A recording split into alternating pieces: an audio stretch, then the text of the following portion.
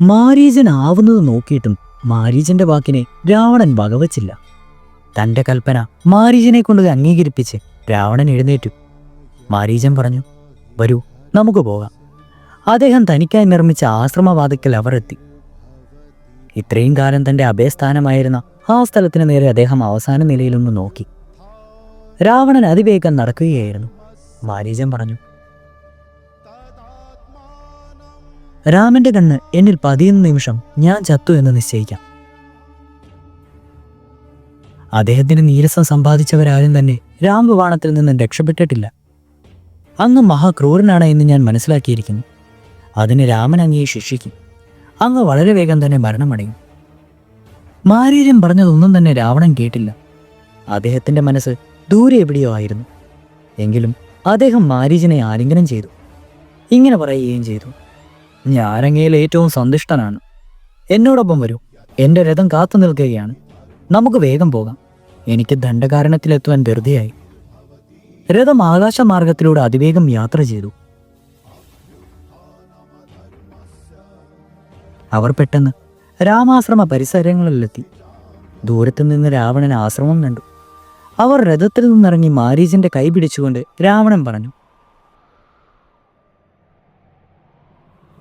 നോക്കൂ, രാമന്റെ ആവാസ സ്ഥലമാണിത്. വരൂ, വേഗമാവട്ടെ.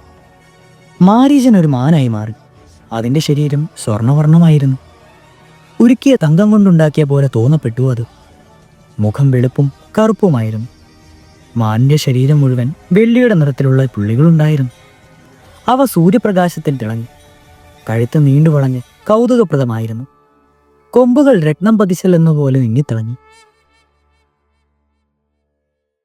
പുല്ലു നിറഞ്ഞ ആശ്രമം മുറ്റത്ത് ആ മാൻ ചുറ്റി നടക്കുവാൻ തുടങ്ങി. അത് ചിലപ്പോൾ നടക്കും, ചിലപ്പോൾ ഓടും. ചിലപ്പോൾ ചുറ്റും തുള്ളിച്ചാടി നൃത്തം ചെയ്യുകയും ചെയ്യും. ചിലപ്പോൾ അത് സാവധാനത്തിൽ അടിവെച്ചടിവെച്ച് നടക്കും. ചിലപ്പോൾ തല താഴ്ത്തും. ആശ്രമത്തിനടുത്തുള്ള കർണീകാര വൃക്ഷത്തിന്റെ അടുത്ത് വന്ന് അത് അങ്ങും ഇങ്ങും നടന്നു. സീതയുടെ ശ്രദ്ധയെ ആകർഷിക്കുവാൻ വേണ്ടിയായിരുന്നു അതിൻ്റെ ചുറ്റിത്തിരിയൽ. അവിടെ പുല്ല് തിന്നുകൊണ്ടിരുന്ന മാൻകൂട്ടം അതൊരു മാനല്ല എന്ന് ജന്മവാസന കൊണ്ടറിഞ്ഞു.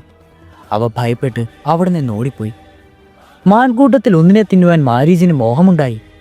എങ്കിലും സന്ദർഭം ശരിയല്ലെന്ന് അദ്ദേഹത്തിന് അറിയാമായിരുന്നു. പൂജയ്ക്കുള്ള പുഷ്പങ്ങൾ പറിക്കുവാനായി സീത ആശ്രമത്തിൽ നിന്നും പുറത്തു വന്നു. പുഷ്പങ്ങൾ നിറഞ്ഞ കുറ്റിക്കാട്ടിൽ കർണീകാരം, അശോകം എന്നീ വൃക്ഷങ്ങൾക്ക് ചുറ്റും അവൾ നടന്നു. ഇവയായിരുന്നു അവൾക്ക് ഇഷ്ടപ്പെട്ട പൂക്കൾ.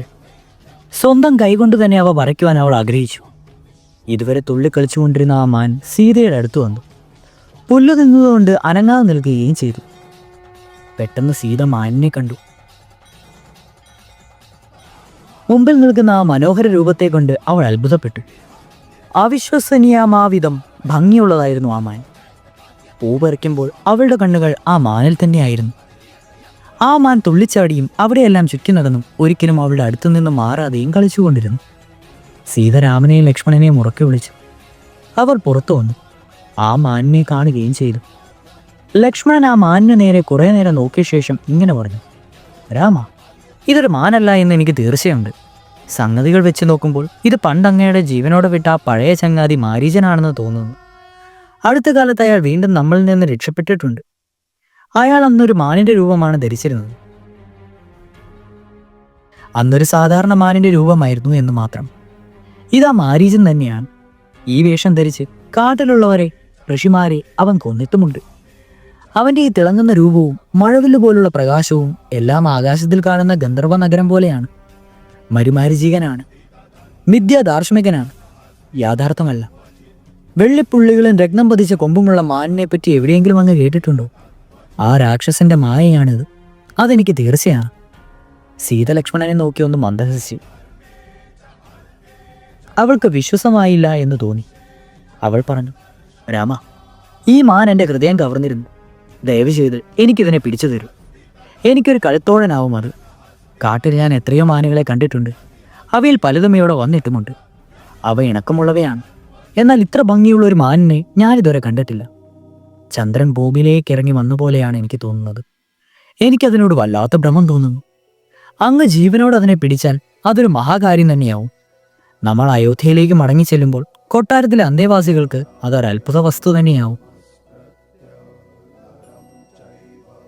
അതിനെ ജീവനോട് പിടിക്കുവാൻ പറ്റുകയില്ല എങ്കിൽ അതിൻ്റെ തോലെങ്കിലും നമുക്കെടുക്കാമല്ലോ. അതിനാഥ സാരഥമാണ് അതിൻ്റെ ഭംഗി. രാമ, എനിക്കതിനു മുമ്പ് ഇങ്ങനെ ഒരു തോന്നലുണ്ടായിട്ടില്ല. ഏതെങ്കിലും കരസ്ഥമാക്കാനെന്നുള്ള വാശിയും ഇതിനു മുമ്പ് ഉണ്ടായിട്ടില്ല. ഇത് സ്ത്രീത്വത്തിന് ചേർന്നതല്ല. ഞാനിങ്ങനെ പെരുമാറുന്നത് എൻ്റെ പ്രകൃതിക്ക് വിരോധമാണെന്നും എനിക്ക് തോന്നിയിട്ടുണ്ട്. എന്നാൽ ഈ മാൻ എൻ്റെ മനസ്സിനെ വല്ലാതെ വശീകരിക്കുകയാണ്. സീതയുടെ വികാരാവേശം കണ്ട് മന്ദഹസിച്ചുകൊണ്ട് രാമൻ അവിടെ നിന്നു. അവളെ ഇത്ര വികാരവംശയായി മുമ്പ് കണ്ടിട്ടില്ല. അദ്ദേഹം മാനിൻ്റെ നേരെ നോക്കി. അദ്ദേഹത്തിന് സ്ത്രീയോട് യോജിക്കേണ്ടി വന്നു. അതിൻ്റെ ഭംഗി അഭവുമായിരുന്നു. മാരീചന്റെ മായയിൽ അദ്ദേഹം പോലും കുടുങ്ങി. അദ്ദേഹം പറഞ്ഞു, ലക്ഷ്മണ, സീതയ്ക്ക് ഈ മാനിനെ വേണമത്രേ. ഞാനും ഇങ്ങനെയൊരു മാനിനെ കണ്ടിട്ടില്ല.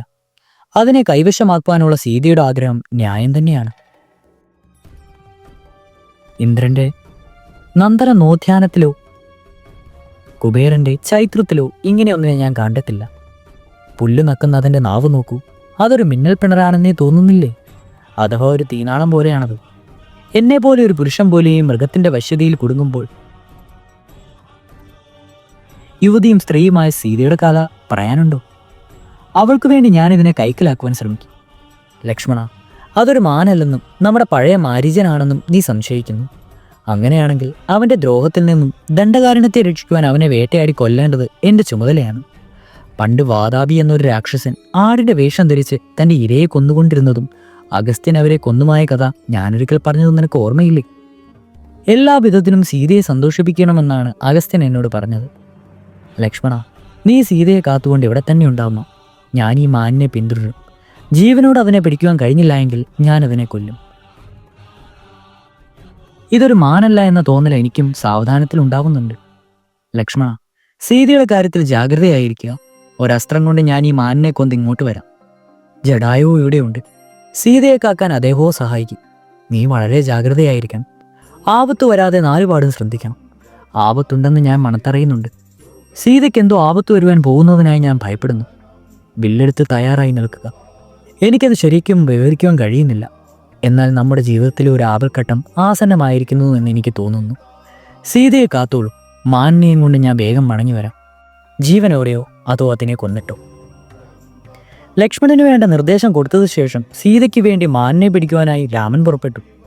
വാളരയിൽ കെട്ടി ഭംഗിയുള്ള 3 വളവോടുകൂടി അതിൻ്റെ വില്ല് കയ്യിലെടുത്തു. ആവനാഴി തോളിൽ തൂക്കിയിട്ടു അദ്ദേഹം സീതയുടെ നേരെ നോക്കി. സന്തോഷത്തിൽ അവൾ പുഞ്ചിരിച്ചുകൊണ്ടേയിരുന്നു. രാമൻ തനിക്ക് മാനിനെ പിടിച്ചു തരുമെന്ന് അവൾക്ക് ഉറപ്പായിരുന്നു. രാമൻ ചുറ്റും നോക്കി. മാൻ പിടിക്കുവാൻ കഴിയാത്തത്ര ദൂരത്തായിരുന്നു. അത് അങ്ങുമിങ്ങും തുള്ളിക്കളിക്കുവാൻ തുടങ്ങി. രാമൻ അതിനെ പിന്തുടർന്നു. പെട്ടെന്ന് പിടിക്കുവാൻ പറ്റിയത്ര അടുത്തു വന്നു. അത് വീണ്ടും അകന്നു പോവുകയും ചെയ്തു. മാൻ രാമനെ കളിപ്പിക്കുകയാണെന്ന് തോന്നി. ആശയും നിരാശയും ചേർന്നൊരു കളിയായി, അഥവാ പ്രകോപകരമായ ഒരു വേട്ടയായോ അത് തീർന്നു. പെട്ടെന്നൊരു മിന്നൽ പിണർ പോലെ അത് രാമൻ്റെ മുമ്പിൽ പ്രത്യക്ഷപ്പെടും. തൻ്റെ അടകാർന്ന കഴുത്ത് തിരിച്ച് ഭയത്തോടെ അദ്ദേഹത്തെ നോക്കുകയും ചെയ്യും. മറ്റു ചിലപ്പോൾ ഓടി ക്ഷീണിച്ചതുപോലെ അടുത്തു വന്ന് നിൽക്കും. പെട്ടെന്ന് ഇടുങ്ങിയ കാട്ടിനുള്ളിൽ അപ്രത്യക്ഷമാകും. വീണ്ടും പ്രത്യക്ഷപ്പെടും. രാമൻ അക്ഷമനാവുവാൻ തുടങ്ങി. ആകാശത്തിൽ കാണപ്പെടുന്ന ചന്ദ്രൻ പെട്ടെന്ന് മേഘങ്ങളിൽ മറയ്ക്കപ്പെടും പോലെയായിരുന്നു അത്. താൻ ആശ്രമത്തിൽ നിന്നും ബഹുദൂരം വന്നിരിക്കുന്നുവെന്ന് പെട്ടെന്ന് രാമന് തോന്നി. അദ്ദേഹം അക്ഷമനായി. അദ്ദേഹത്തിൻ്റെ അക്ഷമ കോപമായി മാറി. അദ്ദേഹം അല്പനേരം ആ പുൽത്തടികയിൽ നോക്കി നിന്നു. പെട്ടെന്ന് മാൻ അദ്ദേഹത്തിന് മുന്നേ പ്രത്യക്ഷപ്പെട്ടു. രാമൻ അടുത്ത് ചെന്നപ്പോഴേക്കും അത് ഭയപ്പെട്ട് ഓടിപ്പോയി. ഇനി അത് തൻ്റെ ദൃഷ്ടിയിൽപ്പെട്ടാൽ ഉടനെ അതിനെ കൊല്ലണമെന്ന് രാമൻ തീരുമാനിച്ചു. രാമന് കോപം അടക്കുവാൻ വയ്യാതെയായി. അദ്ദേഹം ഒരു ശരമെടുത്ത് ഞാണിൽ തൊടുത്തു. അദ്ദേഹം ഞാൻ അങ്ങേയറ്റം വലിച്ചു.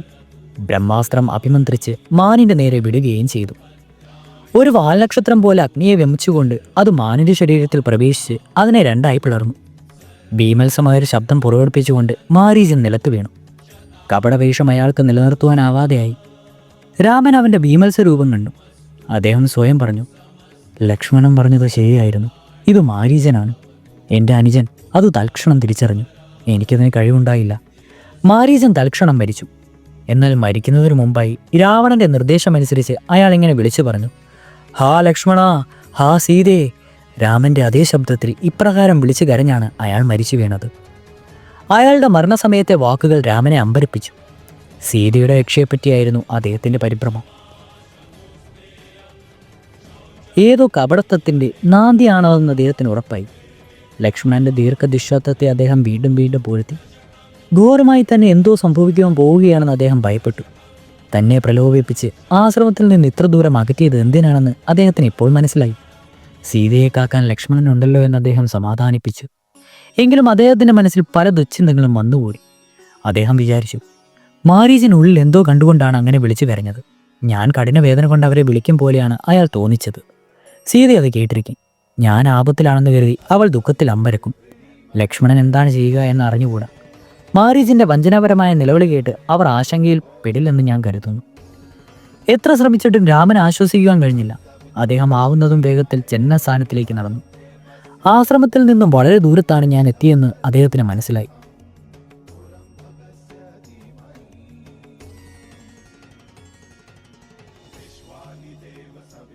മാരീചിനുണ്ടാക്കിയ ദയനീയമായ നിലവിളി സീത കേട്ടു. രാമൻ ആപത്തിൽപ്പെട്ടിരിക്കുന്നുവെന്നും അദ്ദേഹത്തിൻ്റെ സഹായം ആവശ്യമായിരുന്നുവെന്നും അവൾക്ക് ഉറപ്പുണ്ടായി. വളരെ വേദനയോടുകൂടി ലക്ഷ്മണനെ നോക്കിക്കൊണ്ട് അവൾ പറഞ്ഞു, സഹായത്തിനായുള്ള എൻ്റെ നാഥൻ്റെ വിളി അങ്ങ് കേട്ടില്ലേ? എനിക്ക് ഭയം തോന്നുന്നു. ജ്യേഷ്ഠൻ്റെ സഹായത്തിന് അങ്ങ് വേഗം പോകണം. അദ്ദേഹം ആപത്തിലാണ്. അല്ലെങ്കിൽ അദ്ദേഹം ഇങ്ങനെ നിലവിളിക്കില്ലായിരുന്നു. രാക്ഷസന്മാർ അദ്ദേഹത്തെ വളഞ്ഞിട്ടുണ്ടാവും. അദ്ദേഹത്തിൻ്റെ ജീവൻ അപകടത്തിലാണ്. വേഗം പുറപ്പെടൂ. അദ്ദേഹത്തെ രക്ഷിക്കൂ. ലക്ഷ്മണ, പെട്ടെന്ന് പോവൂ. അങ്ങയുടെ സഹായം അദ്ദേഹത്തിന് ആവശ്യമായിരിക്കും.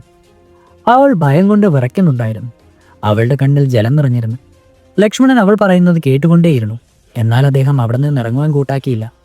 അവളുടെ അടുത്ത് തന്നെ നിൽക്കണമെന്നും അദ്ദേഹം ഇച്ഛിച്ചിരുന്നു. അതായിരുന്നു ജ്യേഷ്ഠൻ്റെ കൽപ്പന. സീത വീണ്ടും നിർബന്ധിച്ചുവെങ്കിലും അദ്ദേഹം അനങ്ങിയില്ല. സീത അദ്ദേഹത്തോട് കോപിച്ചു. അവൾ പറഞ്ഞു, അങ്ങ് എന്തിനാണ് ഇങ്ങനെ നിൽക്കുന്നത്? ഞാൻ പോകുവാൻ പറഞ്ഞിട്ടും എന്താണ് അനങ്ങാതെ നിൽക്കുന്നത്? അങ്ങയുടെ ജ്യേഷ്ഠനെ അങ്ങ് സ്നേഹിക്കുന്നില്ലെന്ന് വ്യക്തം. അല്ലെങ്കിൽ ആ ദയനീയമായ കരച്ചിൽ കേട്ടിട്ട് അനങ്ങാതെ നിൽക്കുവാൻ കഴിയുമോ? അങ്ങ് യഥാർത്ഥത്തിൽ രാമൻ്റെ സഹോദരനല്ല, പ്രത്യുത ശത്രുവാണ്. അദ്ദേഹം മരിക്കുവാൻ അങ്ങ് ആഗ്രഹിക്കുന്നു എന്നാണ് എനിക്കിപ്പോൾ തോന്നുന്നത്. എന്നെപ്പറ്റി അങ്ങയുടെ വിചാരം ഒരു ദുരുദ്ദേശപരമായിരിക്കണം. എന്നെ അങ്ങയുടെ ഭാര്യയാക്കാനാണ് അങ്ങ് ഉദ്ദേശിക്കുന്നതെന്ന് എനിക്ക് തോന്നുന്നു. ആ ചിന്ത ഉള്ളിലുള്ളതുകൊണ്ടാണ് അങ്ങയുടെ ഈ അനാസ്ഥ എന്നെൻ്റെ ഉറച്ച വിശ്വാസം. ഈ സംഭവത്തിൽ അങ്ങ് സന്തുഷ്ടനാണ്. അങ്ങ് ജ്യേഷ്ഠനെ സ്നേഹിക്കുന്നില്ല. അദ്ദേഹത്തിൻ്റെ സഹായത്തിനുള്ള വിളി കേട്ടിട്ടും അങ്ങേക്ക് ഒരു വിളിക്കവുമില്ല. എന്ന് മാത്രമല്ല, ചെവിപ്പൊട്ടൻ്റെ നിലയിൽ നിൽക്കുകയാണ്. ഇത് കാണുമ്പോൾ അങ്ങേക്കെന്തോ ദുരുദ്ദേശമുണ്ടെന്ന് പറയാതെ നിവൃത്തിയില്ല. ലക്ഷ്മണൻ അവളെ നോക്കി വേദനയോടുകൂടി ഇങ്ങനെ പറഞ്ഞു, സീതേ, രാമൻ്റെ വീര്യത്തെപ്പറ്റി ഭൗതിക്കറിയുള്ളതല്ലേ? ഒരു ദേവനോ ദാനവനോ പന്നകത്തിനോ യക്ഷനോ രാക്ഷസനോ അദ്ദേഹത്തിന് ഉപദ്രവിക്കാൻ കഴിയില്ല. പരലോകത്തിൽ പോലും അദ്ദേഹത്തെ തോൽപ്പിക്കുവാൻ ആരുമില്ല. ഭവതി ഇങ്ങനെ സംസാരിക്കരുത്. ഭവതിയുടെ അടുത്തു നിന്ന് മാറാതെ ഭവതിയെ കാക്കണമെന്നാണ് എൻ്റെ ജ്യേഷ്ഠൻ എന്നോട് കൽപ്പിച്ചിരിക്കുന്നത്. ഞാൻ ഭവതിയെ ഒറ്റയ്ക്കാക്കില്ല. എൻ്റെ ജ്യേഷ്ഠൻ ഒറ്റയ്ക്ക് നിന്നൊരു കരുണയും 14,000 സൈന്യങ്ങളെയും നശിപ്പിച്ചത് ഭവതി കണ്ടതാണ്. ആ മാന്യെ കണ്ടപ്പോൾ തന്നെ അതൊരു രാക്ഷസനാണെന്ന് എനിക്ക് ഉറപ്പ് തോന്നി. എന്തോ ഒരു വഞ്ചനയ്ക്കുള്ള പുറപ്പാടാണെന്ന് എനിക്ക് തോന്നുന്നു. രാമനെ ദൂരത്തേക്ക് കൊണ്ടുപോയതിന് ശേഷം നമ്മെ ഭയപ്പെടുത്തുവാൻ വേണ്ടി രാമൻ്റെ ശബ്ദത്തിൽ കരഞ്ഞത് ഒരു സൂത്രമായിട്ടാണ് എനിക്ക് തോന്നുന്നത്. എന്തോ നിഗൂഢമായൊരു ലക്ഷ്യം ഇതിലുണ്ട്. ഭവതിയെ ഇവിടെ ഈ ആശ്രമത്തിൽ ഒറ്റയ്ക്കായി പോകുവാൻ ഞാൻ ഭയപ്പെടുകയാണ്. രാമൻ വളരെ വേഗം വരും, അതെനിക്ക് ഉറപ്പുണ്ട്. ഒരു രാക്ഷസനും അദ്ദേഹത്തെ കൊല്ലുവാനാവില്ല. മാരീചൻ ഏതായാലും പറ്റില്ല. ദയവായി തന്നെ സ്വയം നിയന്ത്രിക്കും. ഭവതിയുടെ നാഥൻ്റെ വരവ് കാത്തിരിക്കും. നമ്മൾ കേട്ട ശബ്ദം മാരീചൻ്റേതാണ്. അവനൊരു മായാവിയാണ്. രാമൻ അവനെ കൊല്ലുമെന്ന് ഞാൻ ഉറപ്പു പറയുന്നു. ഭവതിയെ സംഭ്രാന്തിയാക്കുവാൻ വേണ്ടി അവൻ രാമനെ അനുകരിച്ചതാണ്. ഭവതിയെ ഒറ്റയ്ക്കാക്കരുതെന്ന് രാമൻ എന്നോട് ആവശ്യപ്പെട്ടിട്ടുണ്ട്. ഈ സ്ഥലം വിട്ടുപോകരുതെന്നും ഭവതിയുടെ അടുത്ത് തന്നെ ഉണ്ടാകണമെന്നും പ്രത്യേകം പറഞ്ഞിട്ടുമുണ്ട്. രാമൻ്റെ ആജ്ഞ ലംഘിക്കുവാൻ എനിക്ക് സാധ്യമല്ല. ഞാൻ ഭവതിയെ ഒറ്റയ്ക്കാക്കില്ല. ധരണിയും കൂട്ടരെയും കൊന്ന ശേഷം പല രാക്ഷസന്മാരും രാമനോട് പകവീട്ടുവാൻ ആഗ്രഹിക്കുന്നുണ്ടാവും. അതിനാലുള്ള ഒരു സൂത്രമാണെന്നാണ് എനിക്കിത് തോന്നുന്നത്. ഈ കാര്യം കൊണ്ട് ഭവതി അന്തം വിടരുത്. വളരെ വേഗം രാമൻ മടങ്ങി വരും. ഞാൻ പറഞ്ഞത് ശരിയാണെന്ന് ഭവതിക്ക് ബോധ്യമാവുകയും ചെയ്യും. സീത ലക്ഷ്മണനോട് അത്യധികം കോപിച്ച്. അവളുടെ ദുഃഖം അവളുടെ ധർമ്മബോധത്തെ നഷ്ടപ്പെടുത്തി. അവൾ പറഞ്ഞു, അങ്ങൊരു അനാര്യരാണ്. അങ്ങയുടെ രാമൻ സഹോദരൻ എന്ന് പറയുവാൻ പോലും വയ്യ. അതിനങ്ങ് അർഹനല്ല. അങ്ങയ്ക്ക് ദയാദാക്ഷിണ്യമില്ല. പാപം ചെയ്യുവാൻ അങ്ങ് ഉറച്ചിരിക്കുകയാണ്. ഇക്ഷ്വാകുകളുടെ പേരിന് തന്നെ അങ്ങൊരു കളങ്കമാണ്. രാമൻ ആപത്തിലാണെന്ന് എനിക്കറിയാം. എന്നിട്ടും അങ്ങയ്ക്കൊരു കുലുക്കവുമില്ല. അങ്ങ് ഉദാസീതനായിരിക്കുകയാണ്. അങ്ങയുടെ ഉറപ്പുകൾ ഞാനൊരു വിലയും കൽപ്പിക്കുന്നില്ല. ഈ കാലം മുഴുവൻ അങ്ങ് സ്വന്തം ദുഷ്ടവിചാരങ്ങളിൽ മനസ്സിൽ പൂഴ്ത്തി വെച്ചുകൊണ്ട് രാമനോട് ഭക്തി നടിക്കുകയായിരുന്നു. ഒന്നുകിൽ എന്നെ കൈക്കലാക്കാനുള്ള മോഹം കൊണ്ട്, അതല്ലെങ്കിൽ ഭരതനുമായി ഒത്ത് രാമനെ കൊല്ലുവാൻ വേണ്ടി. അങ്ങ് ഞങ്ങളോടൊപ്പം കാട്ടിലേക്ക് പോകുന്നതാണ്. ഞാൻ അങ്ങയോട് പറഞ്ഞേക്കാം, അങ്ങയുടെ ഒരാഗ്രഹവും നടക്കുവാൻ പോകുന്നില്ല. ഞാൻ ഈ നിമിഷം തന്നെ എൻ്റെ ജീവൻ വെടി. എന്നെ അങ്ങേക്ക് തൊടുവാൻ കഴിയില്ല. ലക്ഷ്മണൻ തൊഴുതുകൊണ്ട് അവളുടെ മുമ്പിൽ നിന്നു. അദ്ദേഹം പറഞ്ഞു, രാമനെ ഞാൻ എൻ്റെ അച്ഛൻ്റെ നിലയിൽ കരുതുന്നതുകൊണ്ട് ഭവതി എനിക്കൊരമ്മയെ പോലെയാണ്. ഭവതിയെ ഞാനൊരു ദേവിയായി കാണുന്നു. ഇപ്രകാരം പരുഷവും വേദനാജനകവുമായ വാക്കുകൾക്ക് മറുപടി പറയുവാൻ എനിക്ക് മധുരികയില്ല. അതിനെനിക്ക് ധൈര്യം പോരാ. തുളയ്ക്കുന്ന വാക്ഷരങ്ങൾ പൊഴിയുന്ന സ്ത്രീ സഹജമാണ്. അതവൾക്ക് ജന്മസിദ്ധമാകയാൽ ഞാനിത് വലിയ വില കൽപ്പിക്കുന്നില്ല. ഭവതിയുടെ വാക്കുകൾ നരാചാരങ്ങൾ പോലെയാണ്. ഭവതിനെ എന്നിൽ പാപം ആരോപിക്കുന്നു. ഞാൻ പാവിയല്ല. എൻ്റെ ജ്യേഷ്ഠൻ്റെ കൽപ്പനയ്ക്കനുസൃതമായി ഭവതിക്ക് മുമ്പിൽ ഞാൻ ഉറച്ചു നിൽക്കുകയാണ്. ഭവതി എന്നെ ഒരു പാപിയായി സങ്കല്പിക്കുകയും ചെയ്യും. ഭവതിയുടെ സ്ത്രീത്വമാണ് ഭവതിക്കയെ കൊണ്ട് ഇങ്ങനെ പറയിപ്പിക്കുന്നത്. ഭവതി ഈ വിധം സംസാരിക്കുമെന്ന് ഞാൻ ഒരിക്കലും വിചാരിച്ചില്ല. ഏറ്റവും നീചമായ പാപത്തിന് ഭാതൃപത്നിയെ ആശിക്കുന്നത് എന്നെ സംശയിച്ചുകൊണ്ടുള്ള ഭവതിയുടെ വാക്കുകൾ ഏറ്റവും വേദനാജനകമാണ്. എനിക്കിനി ഇതൊരു നിമിഷം പോലും കേൾക്കുവാൻ വയ്യ. ജ്യേഷ്ഠൻ്റെ അടുത്തേക്ക് ഞാൻ പോവുകയാണ്. ഭവതി സുരക്ഷിതമായിരിക്കട്ടെ. അനിഷ്ട സംഭവങ്ങളൊന്നും ഭവതിയെ കാക്കുവാൻ വനദേവതമാരോട് ഞാൻ കേണപേക്ഷിച്ചു കൊള്ളുന്നു. ലക്ഷണങ്ങൾ നല്ലതായി തോന്നുന്നില്ല. ഒരാപത്ത് ഭവതിയെ ഭീഷണിപ്പെടുത്തുന്നതായി ഞാൻ ഭയപ്പെടുന്നു. ഇവിടെ നിൽക്കണമെന്നും ഭവതിയെ കാക്കണമെന്നും എനിക്കിപ്പോഴും തോന്നുന്നു. അങ്ങ് പോയില്ലെങ്കിൽ ഞാൻ ആത്മഹത്യ ചെയ്യും, സീത പറഞ്ഞു. ഞാൻ വിഷം വിഴുങ്ങും, അഥവാ കത്തുന്ന തീയിൽ ചാടും. അതല്ലെങ്കിൽ ഞാൻ തൂങ്ങി മരിക്കുകയോ ഗോദാവരി നദീതീരത്തിലേക്ക് എടുത്തു ചാടുകയോ ചെയ്യും. എന്നെ തൊടുവാൻ ഞാൻ അങ്ങയെ അനുവദിക്കില്ല. ലക്ഷ്മണൻ കരച്ചിലിൻ്റെ വക്കത്തിലെത്തി. അദ്ദേഹം പറഞ്ഞു, ഞാൻ ഇതിർത്താവി മൂടനായിരിക്കുന്നു. ഭവതി മർക്കമുഷ്ടി പിടിക്കുന്നു. ഞാൻ നിസ്സഹനായിരിക്കുകയും ചെയ്യുന്നു. രാമനോടുകൂടി മടങ്ങി വരുമ്പോൾ ഭവതിയെ കാണാൻ സാധിക്കുമെന്ന് ഞാൻ ആശിക്കുന്നു. ഒരാപത്തും ഭവതിക്ക് ഉണ്ടാവില്ലെന്ന് വിശ്വസിച്ചുകൊണ്ടാണ് ഞാൻ പോകുന്നത്. എന്തൊക്കെ പറഞ്ഞിട്ടും സീതയ്ക്ക് വിശ്വാസമായില്ല. അവൾ ചിത്തഭ്രമം പിടിക്കപ്പെട്ടവളെ പോലെയായി. ഇത്ര വിഭ്രാന്തി മൂലം സീത ശിഷ്ടാചാര വിമൂഢയായ ഒരു വെറും ഗ്രാമീണ സ്ത്രീയെ പോലെയാണ് പെരുമാറിയത്. അവൾ ലക്ഷ്മണന്റെ നേരെ അട്ടഹസിച്ച് എല്ലാം നഷ്ടപ്പെട്ട് ഒരുവളെ പോലെ മാറത്തടിച്ചു. ലക്ഷ്മണൻ അത് കണ്ടു നിൽക്കുവാനായില്ല. അദ്ദേഹം അല്പനേരം അവളെ നോക്കി നിന്നു. അവൾ അദ്ദേഹത്തെ നോക്കിയില്ല. അദ്ദേഹത്തിന് സംസാരിച്ചതുമില്ല. ഒടുവിൽ അവളെ അഭിവാദനം ചെയ്ത ശേഷം വളരെ മടിച്ചും പലതവണ പിന്നാക്കം നോക്കിയും മനസ്സില്ലാ മനസ്സോടെ അദ്ദേഹം ആശ്രമത്തിൽ നിന്ന് പുറത്തു കടന്നു. രോദനം കേട്ട സ്ഥലം ലക്ഷ്യമാക്കി നടന്നു പോവുകയും ചെയ്തു. പോകുന്നതിന് മുമ്പ് ലക്ഷ്മണൻ ഒരു രേഖ വരച്ചിട്ടാണ് പോയത്. ആ രേഖ കടന്നാൽ സീതയെ പിടികൂടുമെന്ന് തീർച്ചയാണ്. ആ രേഖയായിരുന്നു ലക്ഷ്മണ രേഖ. തുടരും.